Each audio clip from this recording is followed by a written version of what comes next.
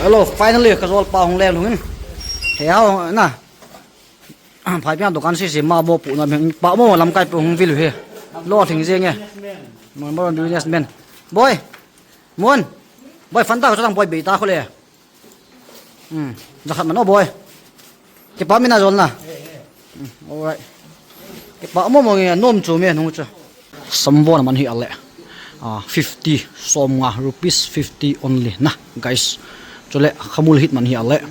som thum chole sam vom lo sam kaung sam vom lo nu ngale 50 na choya bo je facility dong samuk sambo. Hello guys, check welcome back to the vlog. Salam kan pe na pathian lung se in meeting ma cha hi ngala kile ka family han jong sambo na domin vlog salon chi kan thon do na. Alright, pathian thang van men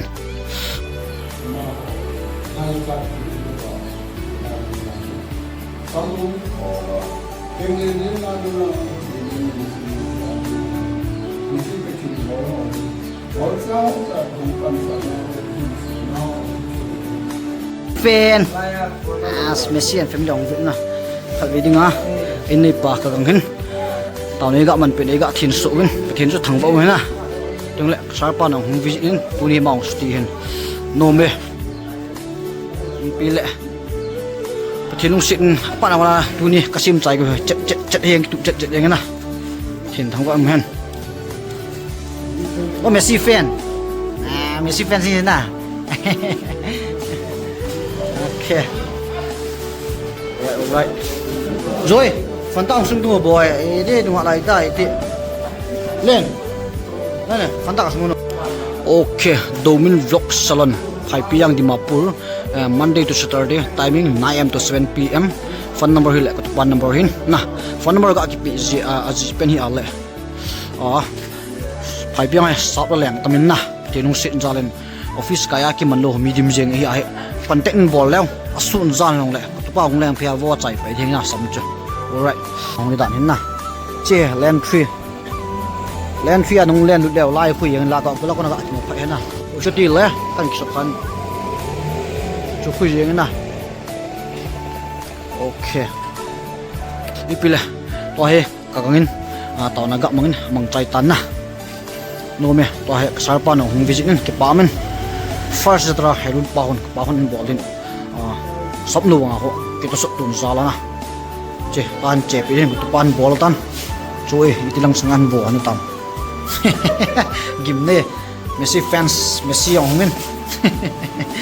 to na guys. Okay, pi le ga se num chel le ke to so to jung to na guys kyong he to ni supermarket up tai ni murgi piti ma wholesale kan ko ma ko la ho na ka to ajin hi banga ti don lo wa la phai piang ai mi ho to kana hai thili kin chok ke choji na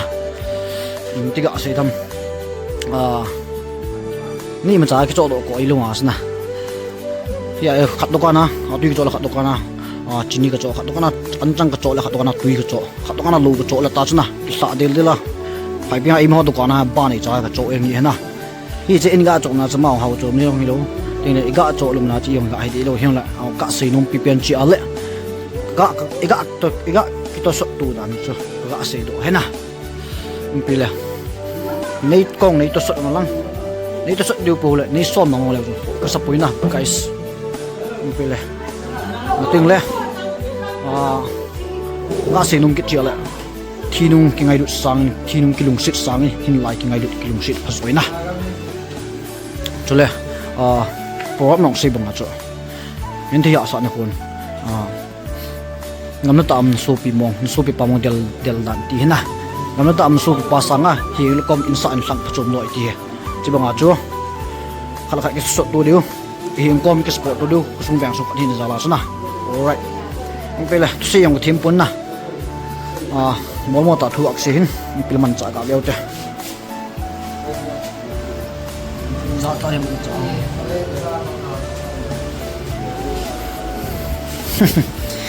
ban sam ki bo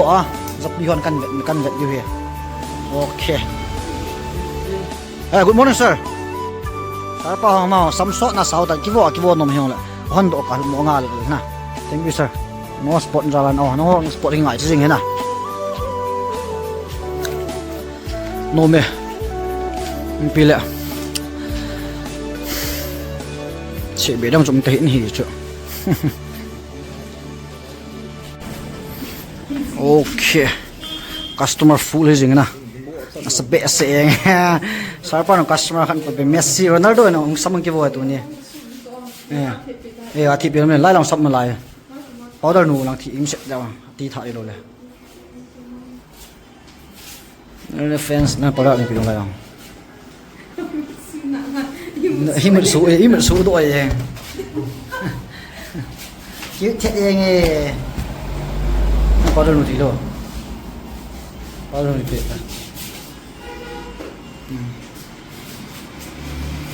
bay luôn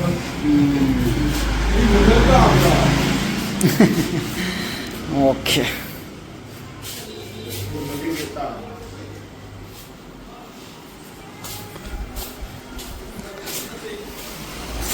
first customer zatra ko ye wangen pu he man golam pau hen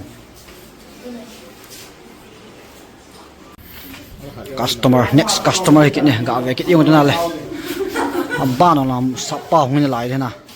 cho ki la mo ye hung ki ji na next time mo le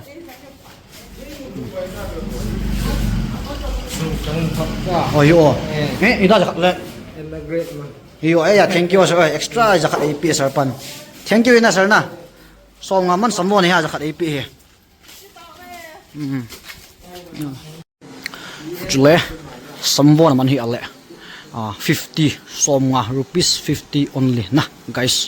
jule khamul hit man hi ale som thum jule samvom lo samkaw samvom lo nu ngale 50 na choya bo je facility dong sambo na ma khamul hit ta da ma sam nu vom na ma thothum bo hena guys pile sambo na som nga bo hin khosung veng su khat hin jala cho hung si ten hung sport jing ulang se banga chona hung ke bo jeng bo chole koi to bang sam saw wa le le na mu lew nga na what number 3 le on lane number 3 domin lok salona hin solut min lang na lung si ten guys chapang hong student hong solut han ke bo sa ju lang khal khat ke sei pi to sun tu na okay pile tuni samlo na vok ka bol cho tan chai sa taw na chin stay safe ngai lu to jin ke to sap to din pang jimute pang de jimute na kanam mi te ho kan sum mi te ho no clip no kine pin zala ha kin bol hin na pile na bon chawin dam se wen lang ki sport to jimute la bon chawin bye bye okay guys customer hong leng jing line in ki gol jing na nam sung veng sung ngai lut zala hong kal sung he ve sam tom sa hong ki voi ngoi na ai ve pi thank you yeng na Messi yong em Messi yong sir samong chia sau thei lo ha bol sao di la rop dieng boi lo hello sir no nom chu na nong le lo thing yeng ye thank you yeng na sir na status ga na he da hong le na hong ki bo pa yeng ye sam bo pha i lo bang ai na sir lung hai na wo nga sir ni ha cái te ba mo yeng ye ha no me all right quay tao bằng sắm sâu vợ lắm bên nào vợ liền nó mới liều na hình nó phê thôi nhưng mà na sợ tí rồi vợ thấy được phải anh kia là thế tao mà okay guys lang ai khai khui là certificate na tụi ba nal ta vô thì ai certificate pe là gạo béo đây chilo certificate certificate of completion advanced course in male hairdressing. This is to certified that Lamilin Sitlo. Check. Hair skin makeup and academy na. Certificate hey guys, pachat na. Pachan na tong certificate na. Okay.